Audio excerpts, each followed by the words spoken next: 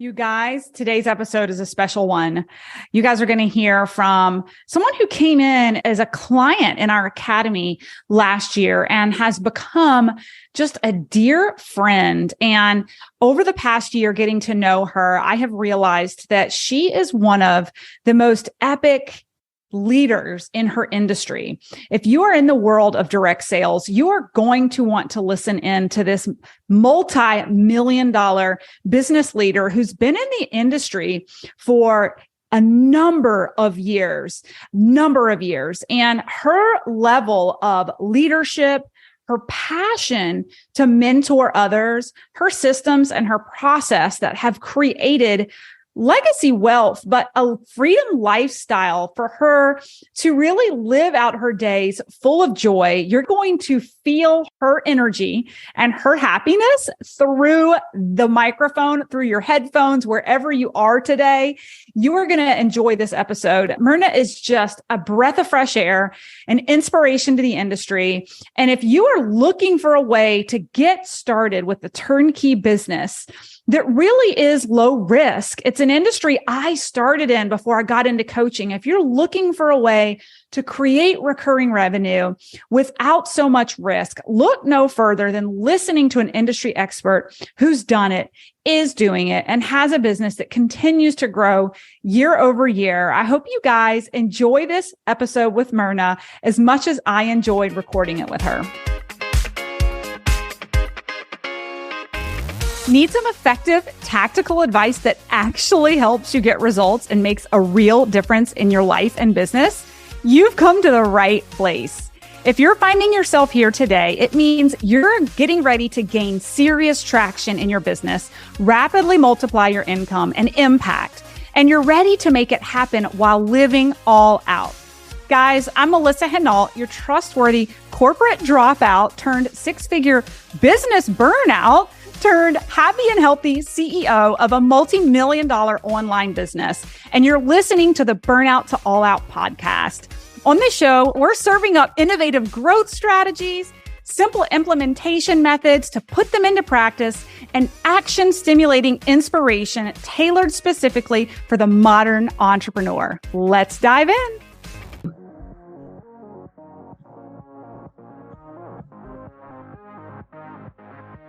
All right. And we are live with Miss Myrna Atha. I am so excited to have you on the Burnout to All Out podcast today. I don't know how this didn't happen earlier.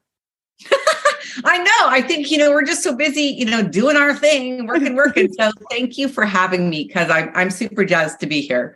Yes. Oh my goodness. This is going to be so fun, you guys. Before I give you the formal bio, I just want to say that Myrna has just she came in as a client inside of our programs, but has become a dear friend and has really become my plus one on multiple occasions because I've learned that she loves live events and she loves to travel. And my second home seemingly seems to be Arizona, which is where she lives. So I seem to have had such a pleasurable opportunity to see you live. And you are the first client I met in person during COVID, right? I launched a business during COVID and went through hundreds of clients in our business and never met any of them. And you were the first client. You picked me up from the airport and I gave you a hug. And I was like, this makes the business real. This is the human connection, right? COVID was crazy, right? My gosh. So weird. So anyway, Myrna's amazing. This is why you need to listen in and take notes. She's a former 20-something corporate senior leader to multi-million-dollar business leader. Myrna is a 7-figure e-commerce expert and master of leadership development. We're going to get into that in a minute because you don't scale a business that big without being a masterful leader. With nearly 3 decades of experience incorporating a hands-on approach, Myrna specializes in mentoring motivated women professionals to reach 6 figures and beyond by leveraging her proven business model and its unlimited potential to earn what they truly deserve. So, Myrna, we're so excited to have you here. I want to take you back to the backstory because it is the Burnout to All Out podcast, right? Yes. So we want to take you all the way back to that 20-something, eager, climbing the ranks of the corporate ladder, senior leader, before you were running the multi-million-dollar business that's global. today. Talk to me a little bit about the moment that you realized that something had to change. Yeah. Hopefully I won't cry when I tell you this, because it's so weird that even all these nearly 3 decades later, I still get emotional thinking about it. So at the time, I was a regional sales manager for Lady Foot Locker. And I'm from Canada, everyone. You might hear an accent somewhere along the line. And I was a star. I was a superstar. I mean, I'm the kid that in school, I wanted all the stars on my page. You know, I wanted to overachieve. I wanted to make people happy. I've always been such a people pleaser, if you will. And I really excelled in my job and I loved it. You know, in your 20s, you want to work 70 hours a week. So I did, you know, not so much nowadays, but it was great. It was great. And I had left where I grew up, which was Saskatchewan, Regina, Saskatchewan. I had moved to Alberta and I was going through a tough personal situation in that my father had been diagnosed with cancer and he was really young, in his 50s. And this kind of carried on for a couple of years. And then finally, we got to a point where the doctors called my sister and I, she lived in Alberta as well. And we got on the phone and the doctor said, okay, girls, you need to come. Mm.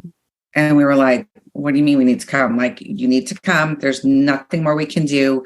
You know, your father has days, maybe a week, and you need to come be with him. So I called my boss. Her name was Debbie. And I thought we were friends, Melissa. You know, I mean, we worked together for a number of years.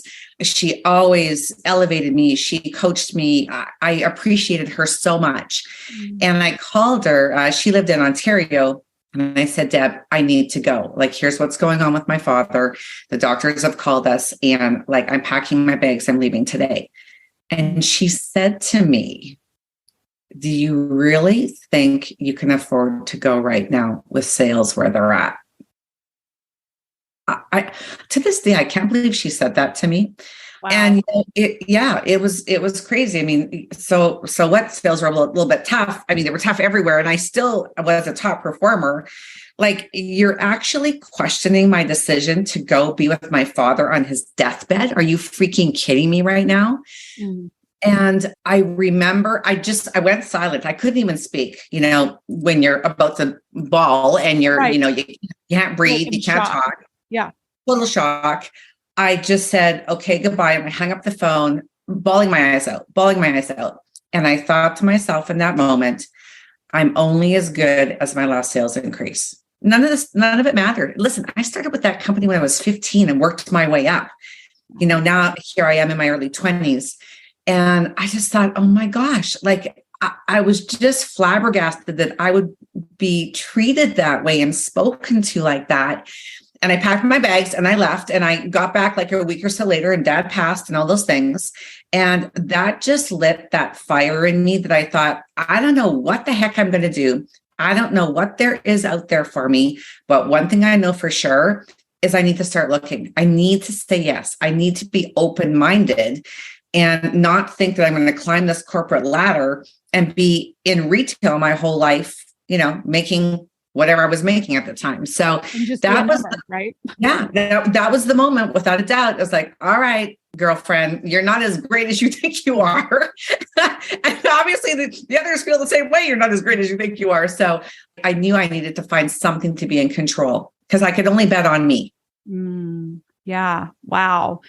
And it's really interesting. I see this a lot, even my own journey. Fortunately, it wasn't a death in the family, but it's that disruption in life that makes you question like how and why you're doing everything. Right. And I feel like that's the birth of a lot of entrepreneurs, of this like real, like when you're put up against the wall and you feel like you have no control, right. You then say never again. Right. Yeah. So powerful.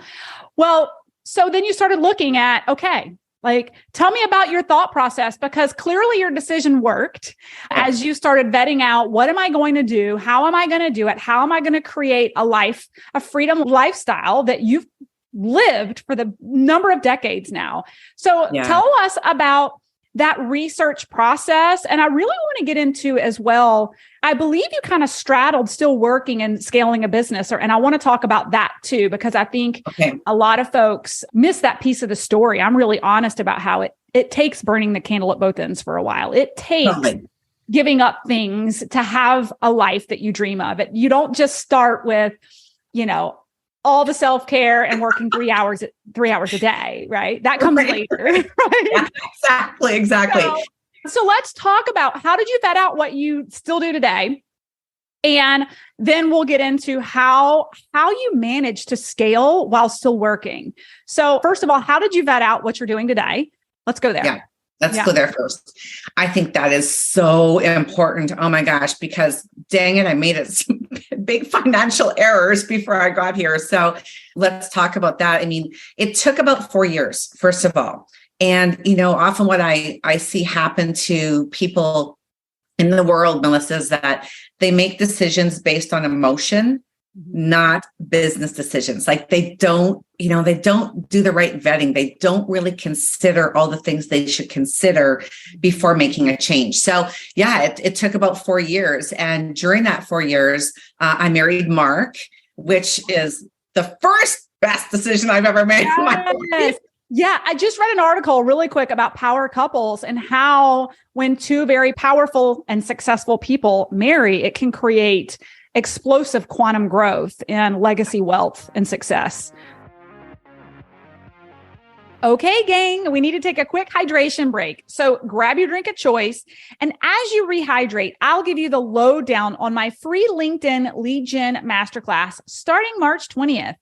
If you feel like you're screaming into the void when you post content on Facebook or Instagram, struggling to find a sustainable and scalable lead generation process that sticks, and you just want someone who's been there and done that to reveal their secrets, then it's critical that you register to save your spot ASAP. During this live masterclass, you'll get to steal the exact strategy I used to scale my income from $0 to 1 million in just 19 months without spending a fortune on ads or suffering from burnout. Simply check out the show notes of the podcast episode for the link to register for your free spot in the LinkedIn Lead Gen Masterclass. The URL is www.livethefreelife.co/the-masterclass. And don't worry, even if you miss a couple of days or you can't make it to all the training sessions, we'll deliver the replays directly into your inbox daily so you can watch them on your own time. All you have to do is make sure you sign up for the masterclass pronto before registration ends on Thursday, March 23rd. Yeah. And Mark and I met in retail, but he was always an entrepreneur at heart. Like, he had that about him. And so that really helped me build my own confidence because he's always been my biggest fan and mine his. But we, first of all, and I'm not even sure if you know this part of my story, I think you do, but we had saved just shy of $100,000. And we really wanted to buy a Tim Hortons Donuts. Now, my Canadians will get that. Franchise? Yeah, it's a franchise. It's like Dunkin's Donuts, right? Okay, got it. We wanted to move to this place on the island of Vancouver Island, which people know as Victoria. And we had this whole plan. And a family member, you know where this is going, a family member and some friends of theirs came to us and they were starting a publishing company, like limited edition artwork publishing. And this guy was a painter, an artist. They showed us, books of him with, at the time, the Prime Minister of Canada and, other famous people, let's call them, that he had sold prints to, like signed and numbered, artwork prints and all this. And he was getting out of his contract with the publisher he was with and wanted to go on his own. But of course, they didn't have any money, starving artists. There's a lot of truth to that. So they came to us because we had this, about $100,000 and said, listen, if you invest in us and starting this publishing company, here's the return on your investment we will give you, in a 12 to 18 month time. So we said, sure, here's our money. Oh my gosh, Melissa, we knew nothing about the art industry. I mean, it looked all good on paper, but all we had in our sights was what the extra money would be able to do for us to get closer to buying that franchise, right? So again, we did not consider so many things. And I could, speak for 6 hours about that, but I won't. I will just tell you this. We lost it all in less than 12 months. We figured out in about 2 months that we had made a huge error. Mark was in real estate at the time. We had just started going through a recession in Canada. Well, the worst time you're going to sell some artwork is during a recession and houses. Yes. So here we were. I was still, in the regional sales position with Lady Foot Locker. And we thought, oh my gosh. So my car was parked 3 blocks away. The bank was looking for it. I'd never felt like the pressure and the stress was, making me cry going to sleep every night. Yeah. And we thought, what are we going to do? So when Mark was in a real estate position, of course, he was always hit up by some new MLM or direct sales company or whatever, and went to a few meetings and saw a few things. And you'll laugh at me, but I remember this one company, it was called Jewelway back in the day, and they sold jewelry. And, of course, what girl doesn't like some jewelry, right? Right. But I couldn't understand how this business model was actually going to work, because you can only wear so much jewelry and buy and sell so much jewelry. But it was so funny in my infinite thinking back then. But we ran an ad in the Globe and Mail newspaper, which is like USA Today. Goes from coast to coast. And it was just 3 little lines that said, I'm an aggressive entrepreneur looking for business ideas. And I will tell you, that was not my idea to run the ad. It was Mark's. Yeah. Smartest thing he ever did, because we received over 300 responses. Oh, wow. Yeah. So we went to work, because again, we wanted to make an educated business decision after what we had just done to ourselves. Right. And we just thought, man, if we could find something that we could start that didn't cost us a bunch of money, that had upside potential, and we could even earn, a few hundred, maybe $1,000 a month, that would alleviate the financial stress we were in, because we were paying like minimum balances on everything, doing our best to not declare personal bankruptcy. We didn't want to do that because it follows you for 7 years. And we thought, if we can somehow dig out of this hole we find ourselves in. So we went to work. 300 plus companies. And boy, did we learn some lessons. We put together what I like to call our wish list. And it was like every company we would take, and we'd take it through the list. Okay, does it have this? Does it have this? Oh, doesn't have that. All right, gone. And so through several weeks and elimination, we made a decision. And of course, we've never looked back. But, a couple times I was like, I think we should do this. And Mark was like, yeah, but Myrna, it's missing this. He didn't let me go down those paths because, shiny object syndrome, right? He kept me on the straight and narrow, and dang it, here we are. I shake my head, but we've literally designed our life on purpose and brought hundreds of people with us, which is, the ultimate. Oh my gosh. So good. I love the strategy that you took. And I would love if you can take a minute to just talk us through, I know it's been 20 or 30 years, but it's like, if you can think through, what were those key factors that you were looking at to make your determination in business and where you were going next? Because I couldn't agree with you more. I think there's a lot of opportunity, to start a business, but there's also a lot of opportunity to invest. I get hit up all the time to invest, right? Yes. And when you're not an expert in the thing that you're being asked to invest in, and it's your last $50,000 or last $100,000, right? You have to be okay with it maybe not working out, right? And so share with me a little bit about maybe kind of the pre-qualifiers that you were looking for when you looked for the business that you partnered with. Sure. Sounds good. Well, one of the things that we were looking for, and we're seeing it more today with the way the world is in manufacturing, but we were looking for somebody that manufactured whatever they were manufacturing here in the United States of America. And Canadians, we all know that the majority of our goods do not come from Canada. So, don't get crazy on me here, from the US. Okay. Just a little border there, and direct to the consumer. So, we were really ahead of the game back then, because, nowadays, think about Tesla, direct to the consumer. Think about, actually, Michael Dell was one of the guys that started it with computers, because, think of all the computer companies that are no longer in business. Yes. Right? Yes. You know, you don't go to Best Buy anymore typically and go buy a computer. You know, you go online, you buy it direct. And Michael Dell from Dell Computers started direct consumer computers where he would keep, you know, certain components to a computer, obviously they'd have in stock, but then you could customize your computer. You'd pay for it up front, and then they would ship it to your front door. Mm-hmm. So we thought, man, that's a wave of the future for a lot of things. So that was number one, manufacturing here and direct to the consumer. So no middlemen. Another one was that the company had a track record. You know, I'm not so arrogant to think that if I come along, I could save a company. I want to follow something that's got a proven track record of growth. And with that, also, I would say like a strong management team. You know, who's running the company? Did they just come from something and they have some idea they're starting and, you know, they want your money? Like, once again, like Melissa, you're right. I mean, I can tell you like a monthly, there's a handful of people and companies that come to us wanting us to invest in their whatever it is. Right. And man, you know, it'd be really easy to lose some more money. So yes. Who's running the company and really digging down. And nowadays you can really search people out. I mean, I do all the time. You know, I go online to find out what are they about? What's their background? What's going on? So that's it as well. Highly consumable products. So I realized that to create a repeat income, you've got to have something that's consumable. So, you know, when Mark sold a house, you know, we got that taste of, man, you can make a lot of money selling houses. Problem was it was few and far in between. Yes, right? Feast and famine, right? Feast and famine. Oh my gosh. You're still actually trading time for money. Right? You totally are. Yeah. And listen, people call you like when you're out for dinner on a Saturday night at 8:00 and they want to go see a house. So you don't. Yeah. No, exactly.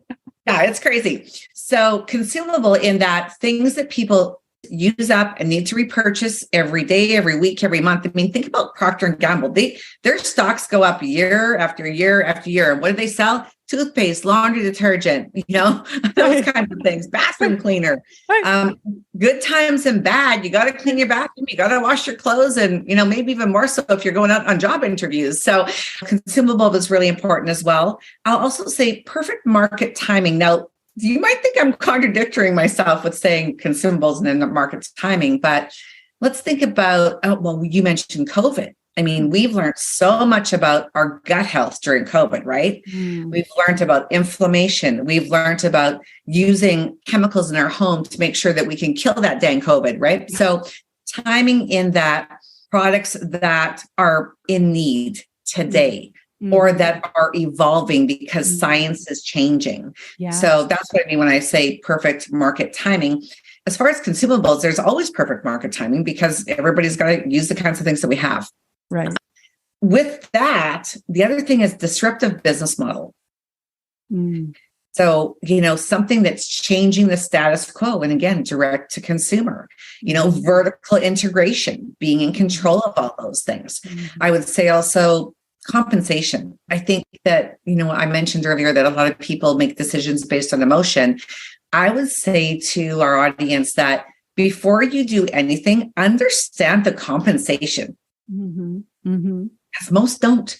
Yes. Like they think, oh my gosh, you know, if it's a direct sales company, you know, I love weight loss products and I've had great success.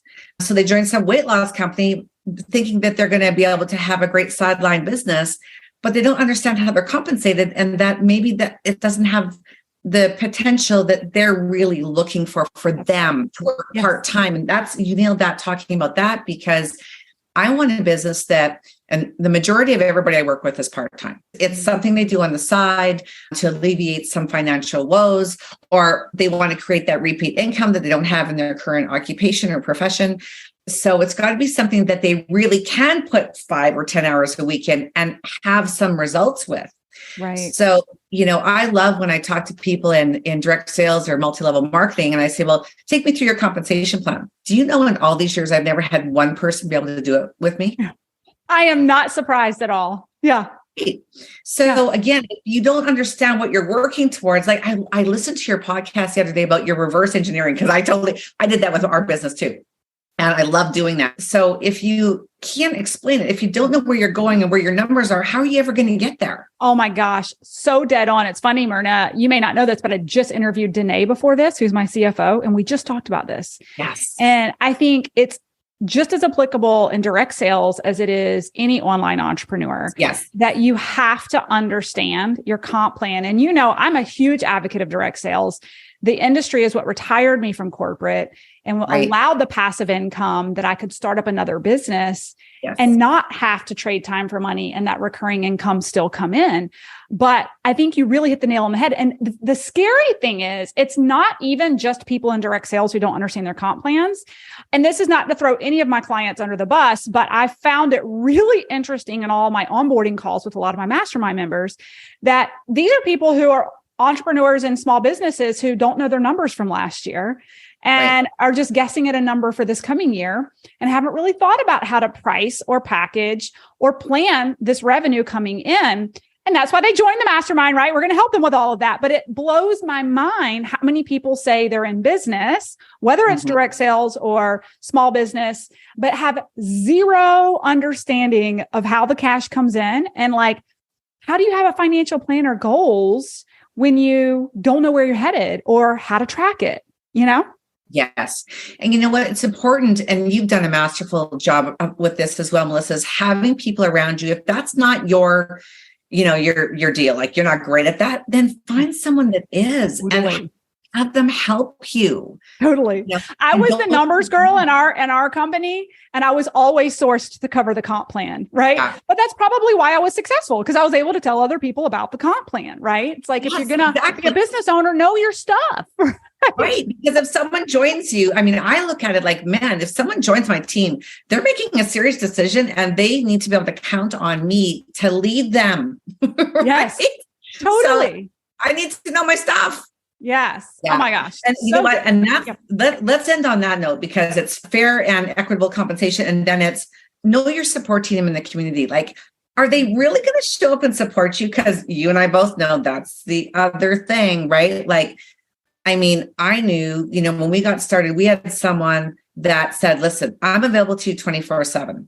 All I ask you to be is coachable, and let's talk about your why. And we can talk about that because he needed to know what was going to drive us. Mm-hmm. And you bet he was there every time we needed him. It was every day when we first got started. And I'm accessible like that. So do they see that sparkle in your eye? Do they really want to help you? Or are they lying on the beach going, oh, well, I've done it. Here's the manual. Right. Get it, right? Right. You need someone to be running alongside you and show you the way. Yes. In a minute, I'd love to, we'll come back to this because I'd love to kind of dive under the hood of systems and process in your business. Because again, you don't get to the level of success that you're at without incredible leadership and systems and process, right? For duplication in your business. But let's talk about scaling your business. Talk about the beginning months, maybe the first year or two of scaling this business while still working full-time. What did it take to, work full-time and ultimately scale a multi-million-dollar business that allowed you to retire? It sounds like a fairy tale story, but let's talk about the thick of it. Well, it goes back to the why. And the first why was to get my car back in the driveway. Okay. Let's be honest. But yeah, I'm going to tell you, we could talk more about the why, but you've got to have something that's driving you. You've got to have something that we didn't watch any TV for the first year. I will tell you that. There was no TV. We might as well just cancel cable. Exactly. And because work life was also super busy, I'm telling you, every hour was scheduled. So it's if we could do something before work, we did. If we could, again, after done by 5, then, in a meeting by 5:36. Other presentations where we could have a group together in the evenings. It was grit, girl. It was full on reverse engineering. Okay, we thought, what do we need to do to get to $2,000 a month? And so we reverse engineered understanding the compensation plan. Mm-hmm. Exactly how many calls a day, how many appointments a day, how many group presentations where we could leverage our time. We literally reverse engineered that.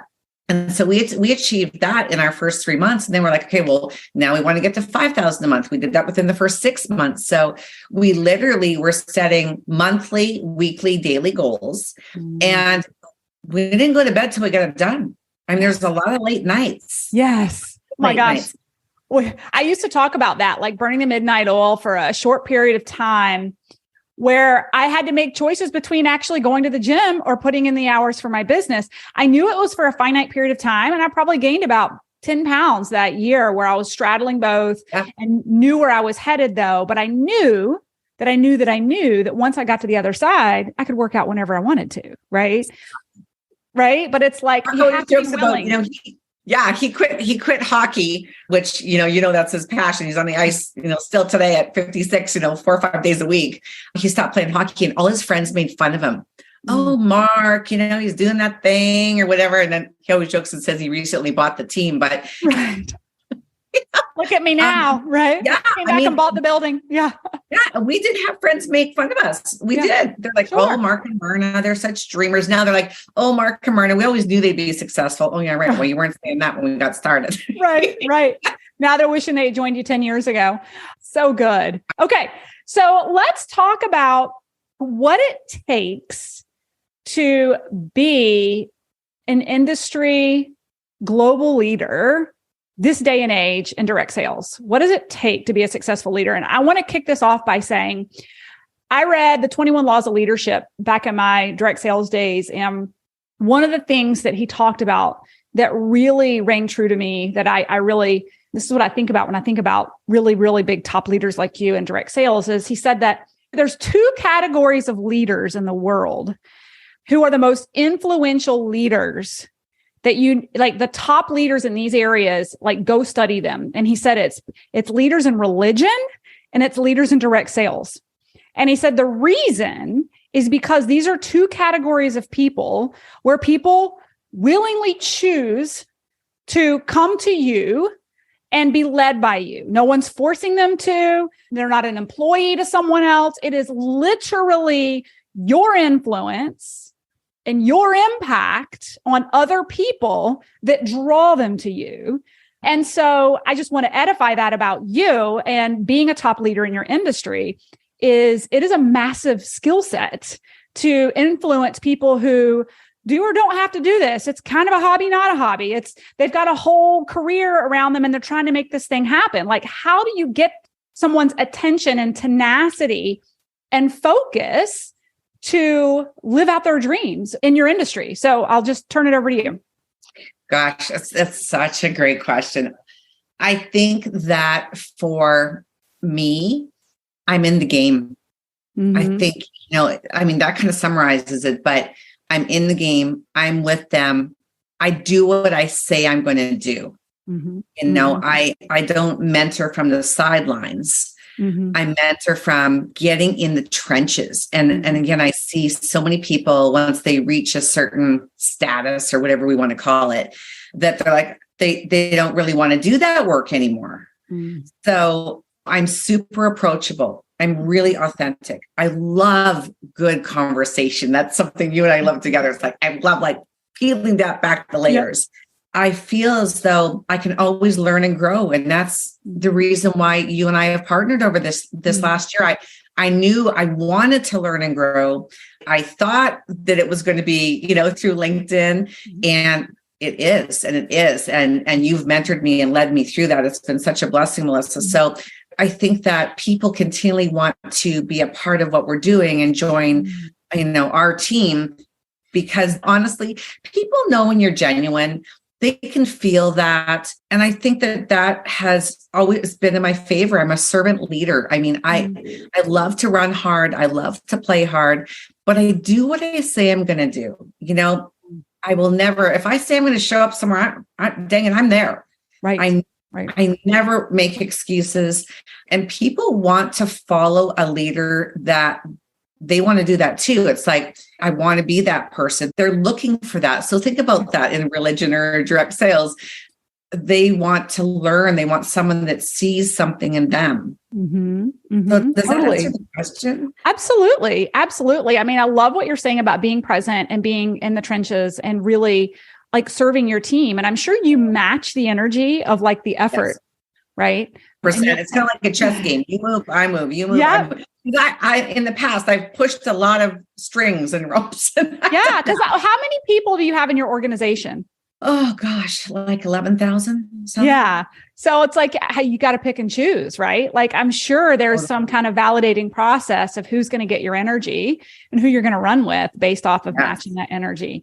Well, so let's talk about organization and duplication, because I think that's leadership. One big piece is like leadership and showing the way. And also I think you set the example for the rest of the leaders on your team, but it's not enough to be successful in direct sales. I think systems and organization and duplication are key.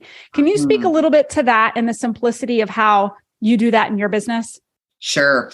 Well, you know what? We've always invested back into our business. And that's the other thing that sometimes I don't see people doing. And that is huge. You know, you have to take a look. I mean, can you imagine like if I actually answered every phone call that came in or every email or every text or Lordy, I would hate my life. I mean, it'd be horrible, right? So, I mean, early on, we figured out that we needed to have systems in place that your mother could have success with us. You know, it's got to be bulletproof, if you will. So we do, well, again, nowadays in 2023, because of course things have changed a lot over the years, but, you know, every single day we have live Zooms. And Mark and I have vetted people on our team that are as good, if not better than we are at sharing our overview so that they can take a look at what we really do and whether or not it's a fit for people. So we have that every single day. Every single week, we have an event on Zoom as well that our team globally can plug into. And they know that Mark and I are going to be there every single week. Like that is just something that we've committed to over all these years. And we've done it. It wasn't on Zoom. It wasn't so fancy before Zoom, but we had WebEx before that. Before that, we had conference calling. I mean, you name it. We've just always done that to keep some cohesiveness amongst our leaders. Mm-hmm. And, you know, we have hundreds of people on that with us, you know, every single week, but they know that if they want to see Mark and Myrna and be able to reach out, that's where we're going to be. And quite honestly, Melissa, if people are not plugged into that event, and I tell them that, like, so I use words like, you know, my most successful business partners are always with us on Mondays at 7, no matter what. So hint, hint, hint, hint. You know? Right.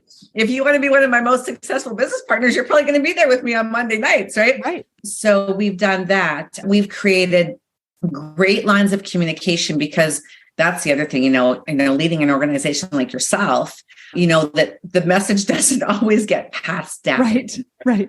So, you know, we're actually right now, my assistant who's worked with me, would you believe, for 27 years, same assistant for 27 years. That's incredible. She's learning a new email program, thanks to Miss Jackie, and some other things as we're continuing to build our email list, our private Facebook pages. We have product. I mean, girl, you could not possibly want or need more support than we've put in place. So we've invested, you know, monetarily as well as our time into systems that everybody can win at. But again, we're leading from the front. Yes. 100%. Yes, you're doing the do. You know, it makes me think, and I've got one more question around this. I know we're getting close to the end, but it makes me think, I think back to my days in direct sales, and you're talking about, you know, what are you investing in to grow and learn yourself? And obviously, I've always lived in a place of investing in mentorship and getting that support. And I remember, for me personally, kind of the turning point to launching my own business, we're going to talk about that in a minute, is I remember looking up to my mentor and asking her, well, who mentors you? And she said, nobody. I am the mentor. I seek no mentorship from anyone else. And it was a point in my career in the industry where I'd outgrown my leaders and there was nowhere for me to go for growth or support for where I saw that we could go. And I had to seek mentorship and investment in other experts. But I think that that's where a leader can start to shrivel up and die. Not to be dramatic, but when you think that you've learned everything you need to learn. And that's what I love about you, and absolutely why you're so successful is because you're continuing to learn. You're continuing to try new things. You are setting the example for your team. I'm trying new technology. I'm trying this new email sequence. Like, you know, you're out there learning the ropes of the progression of the industry, which actually brings me to my final question, and that is, why direct sales today? You and I have had this conversation. I think there's more competition in the online business space than ever before. When I launched my direct sales business, there wasn't a lot of awareness or understanding of people launching their own coaching business virtually, launching their own. It really started to happen during COVID, right? That great resignation, and people prior to COVID, I feel like there was a heavier gravitation towards direct sales as an opportunity for an additional income stream. And then all of a sudden COVID hit and everybody decided everybody wanted to launch a business from home online. And I think that it's been interesting. People are learning that it's a little harder than it sounds and it can be really expensive. But I would love your 2 cents on why direct sales today in this given market landscape in 2023. It's interesting because, again, here, Mark and I got started in 1994 and we were going through a recession. He was a realtor. The banks were taking houses back. Mortgage rates were high. I mean, does that sound familiar? Yes.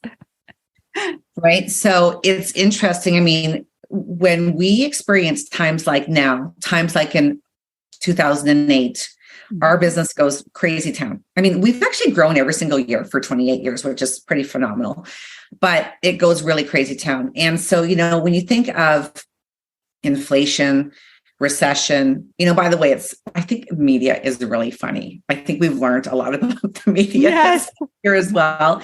But recession is defined as 2 quarters of negative growth, which we don't have the last month's growth yet, but we had that. We had it back to back. So that tells us we're in a recession. Now, you're not hearing that a lot in the media because they don't want us to think we are, but here's the truth, right? Yep. And, it's kind of like what you and I started talking about, the things that people need to consider in making a change, whatnot, considering, those things. And there's probably a couple others I didn't say off the top of my head, but knowing that, and then realizing you are your best investment, I guess is what I want to say, because I know I could have went and worked for other companies, who knows how many over the course of the last, nearly 3 decades. And I could have made a good living. I could have been a superstar wherever I wanted to go, because that's my nature. But it would never have, I think, lasted 3 decades. People say to me all the time, why are you still so excited when you jump out of bed in the morning? Because I have new business partners joining me all the time. Yeah. And I want them to get the best version of me. So I think it's amazing timing because of everything that's going on in the world. And you can, be the ostrich and put your head in the sand, or you can be proactive. You can go, you know what? Maybe you don't hate what you do. Maybe you're comfortable, which is there's a lot of miserably comfortable people too, who've just decided that this is life, right? Yeah, they're okay with they're the dog lying on the rusty nail. They're moaning and groaning, right? But they're not. It doesn't hurt bad enough for them to get up, right? And to get up and start looking and just say yes. So, I mean, the timing is amazing because people are looking for exactly what I have. Yes. Well, and I think I would add to this, and I know you and I have talked about this, and I know I've already spoken about it a minute ago, but I think that one of the things I truly love about this industry is how low risk it is and how it gives you kind of training wheels to learn how to run a business without so much risk. I saw lots of people in my sphere of professional world, like just mass exit corporate and say, I'm going to launch a business in XYZ. That's really high risk. And had they invested in collaborating, partnering, and being mentored by someone like you around their 9 to 5 and created some passive income for themselves before launching off, like people always ask me, how were you able to go from $0 to $1 million in 19 months in your business? And it was like, well, because I had another one that was recurring income that paid my bills, and every penny that I made in the business I was launching, I was able to put back into that business for a year. And so these folks who are just going straight from 9 to 5 to I'm going to start a business, and they haven't thought about the cost of getting a business up and running, and the risk. And, it's, to me, it's a no-brainer that if you want to be an entrepreneur and it's a brand new space to you, you need to start with a direct sales company and learn the ropes. I also learned more about marketing by being in direct sales. Like I would never be where I am today had I not learned how to market a brand and products like through the internet in direct sales. So I'm a huge advocate of it. I also think, Myrna, and I've talked about this, I think that having the recurring income from a direct sales company also creates a steady stream of income for all of you listening who are coaches, you're service-based, you're getting cash injections as you're earning, new contracts. And my business is the same way, right? Like we'll have a launch, we'll have a windfall of cash, but then we don't for the next 2 months till we do another one, right? So there's a lot of risk and there's still trading time for money. So how can you sleep better at night? By building a nice recurring income stream, even if it's like $1,000 to $5,000 a month. For most of the people listening, yes, that would be a game changer, right? Game changer, totally. And that's why, you're right. Like people in the service industries, sales, coaches, real estate, mortgage, all those people, they crush it in my business. Yeah, absolutely crush it. I love working with them too. And especially coaches, because it's kind of like I teach them how to coach what we coach, right? Yeah. So it really helps develop their own skill set and helps them become more successful in that place that they have such passion for. If you can grow and lead a team in direct sales, you can grow and scale a business anywhere. 100%. Yeah. So good. Okay. So let me ask you this, Myrna, this has been so fun. Where can people find you and connect with you after hearing your incredible story and learn more about how they could potentially work with you? Awesome. Well, first of all, don't be afraid to call me. Don't be afraid to reach out. Like I said, I am super approachable. I love conversation. Who knows? If nothing else, we're going to become friends. So it's all good. Okay. Yes. Honestly, the best place to find me is LinkedIn, without a doubt.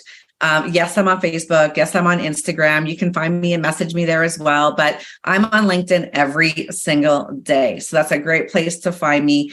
And again, don't be shy. Reach out. Let's meet. And let's go from there. Awesome. I love it. I can attest Myrna is an amazing human and good for a good chat, right? Last question. What are you reading right now? Or what book? Doesn't have to be now. If there's like a book that's just, you look back in time and it's just a book that was a pivotal moment for you in your development, what would you recommend? You know what? It's so funny. It's so easy for me to answer that. It's actually 2 Seth Godin's books.